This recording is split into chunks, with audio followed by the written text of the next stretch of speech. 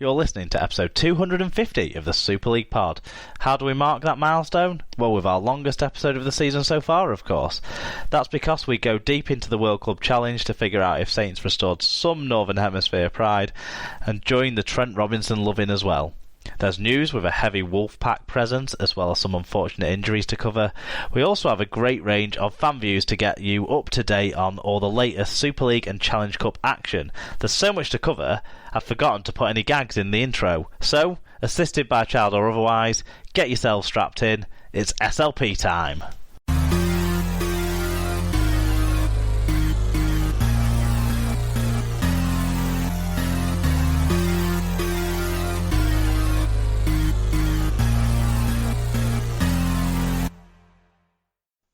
Hello listeners, welcome along to episode 250 of the Super League Pod. I probably should have thought more about this episode 250, but we do have a special feel to this episode because we have one of our extended guest host members rather than one of the regular four. This week, myself, Mark, I'm joined by St Helens fan David, so welcome back to the show, David. Thank you very much, Mark. I'm honoured to be invited to the 250th show. Yeah, of course. And the special part of this show is its big focus is going to be on the World Club Challenge game. Sadly, last time we had you on, you had a victory to celebrate. This time, it's a defeat. But we wanted to get someone who had some meat in the game on that match on this week's show, and that's why we're recording it on the Tuesday. So thanks to all the listeners for the patience there, so that David could go and watch his Liverpool team scab it and again lag another win from somewhere. But we're not going to talk too much about that. Could we not talk about the football instead? No, not at all. No. Someone this week tried to sneak in a rugby union game review on the match reviews. I think it was the Leeds fan Cav. Good effort, but we're not going to talk about that sport either. We are a rugby league podcast, and we shall try and stick to that. But first of all, we want to tell you who this episode is sponsored by. So it's brilliant that the episode 250 is sponsored by one of our longest and most loyal sponsors to the show, and this episode is sponsored by Rob's Toy Shop. You can find a wide range of toys, gifts, rugby league birthday cards and more at Rob's Toy Shop on eBay. Visit stores.ebay.co.uk/Rob's Toy Shop. And on any orders you place over £5, you can earn 5% cash back, and also an extra 1% of your order value will come to SLP. To do that, you need to put SLP discount at checkout. If you want details of that, how to support Rob's Toy Shop, our fantastic sponsor, you'll find more information on the episode blog, which you can find at superleaguepod.com. In terms of what we've got coming up for you on the show this week, the news section is headlined a lot by Toronto Wolfpack. There's some injury news as well, and some news that dropped on Tuesday that this week we get to cover, which is exciting, David.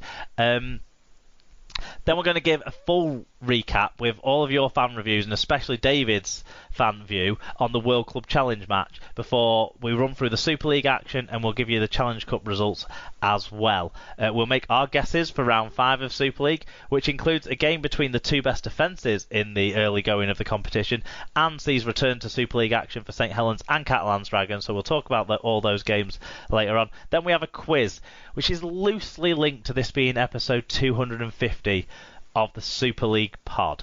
So we've got all that to look forward to, and we're gonna we've got not much else to talk about at this opening section of the show, so we're gonna jump right into news from around the world of rugby league.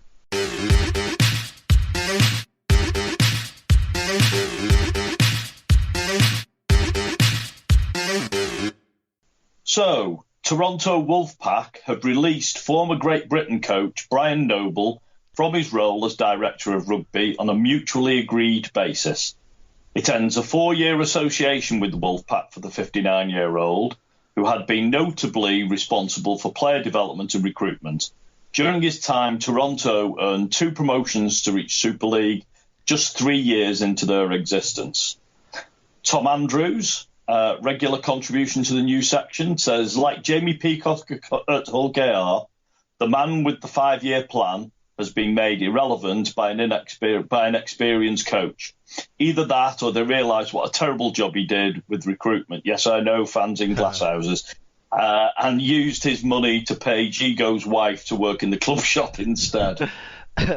Yeah, I mean, I suppose when you sort of I'll have lifted this off the BBC website's write-up of this news story. When you look at the term notably responsible for player development and recruitment, I mean, they haven't really developed any players, and they've recruited too few because of how they've managed the salary cap situation. So it's not hard to understand why maybe at this stage Brian Noble and the Toronto Wolfpack feel that going in separate directions from each other might be mutually beneficial. I mean, I guess it's been a tough gig for Brian Noble. It's not going to have been the easiest job around, because it was a unique challenge, something new, something different, and there would have come with that its own kind of problems that Brian Noble will have had to have helped negotiate. Certainly he'll have brought some expertise of Super League into that club, but at the same time,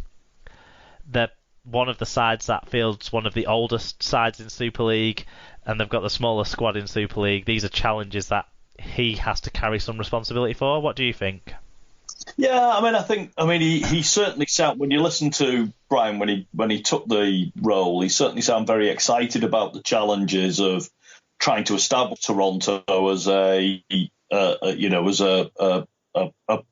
major side in the game, and to achieve getting into Super League so relatively quickly, even though obviously the budgets were significantly greater than the teams they were up against. Yeah, it's still, I think, something he ought to be. I'm sure he is proud of.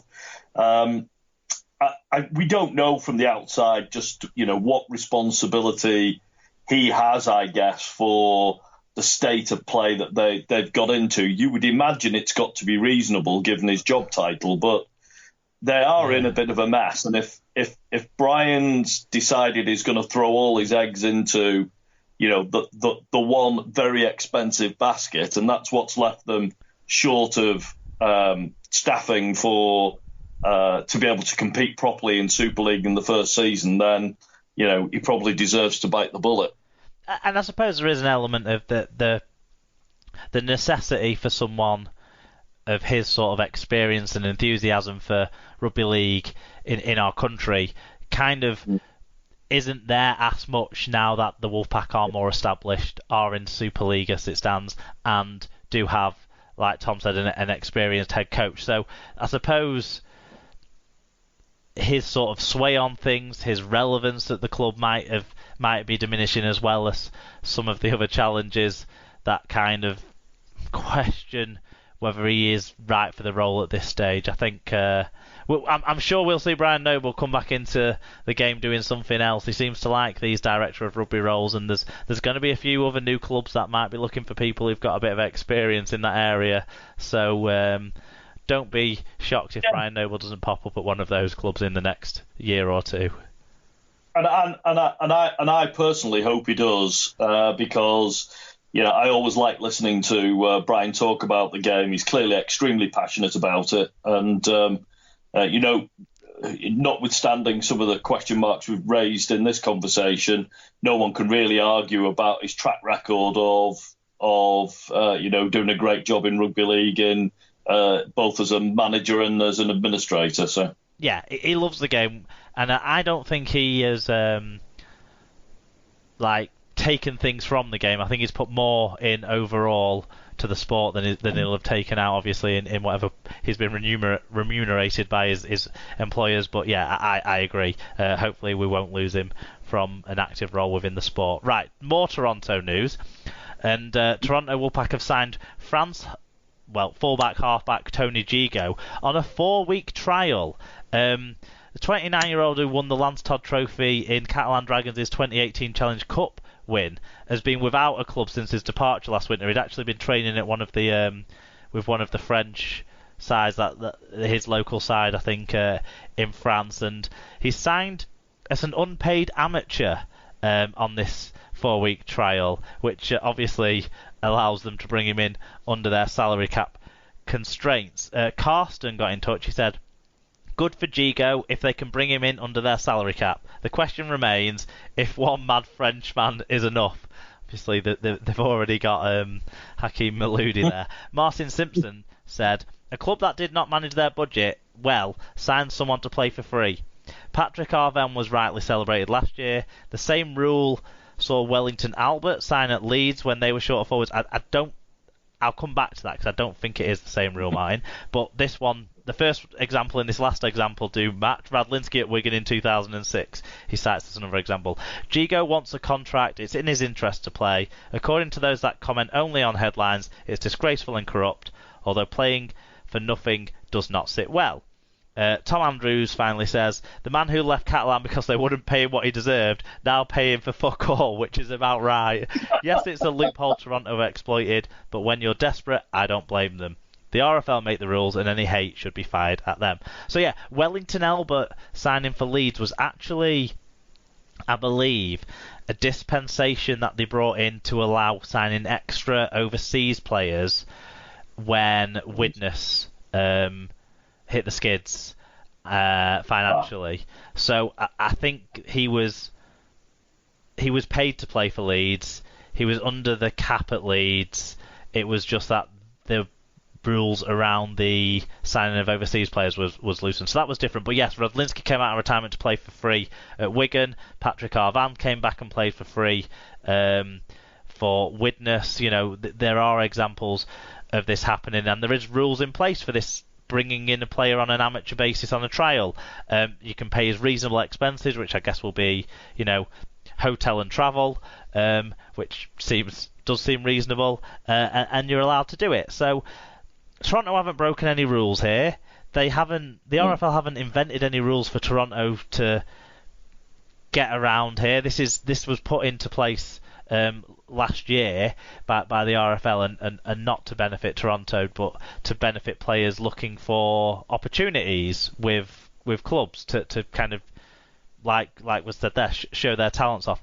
It does feel a bit weird though, doesn't it? Someone who's played so long in Super League, basically playing for free. I guess whilst Toronto try and find some space within their salary cap to sign him on a proper deal.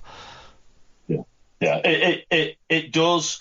As one of the comments said, I don't blame them. I think it was Tom. I don't blame them for what they're doing.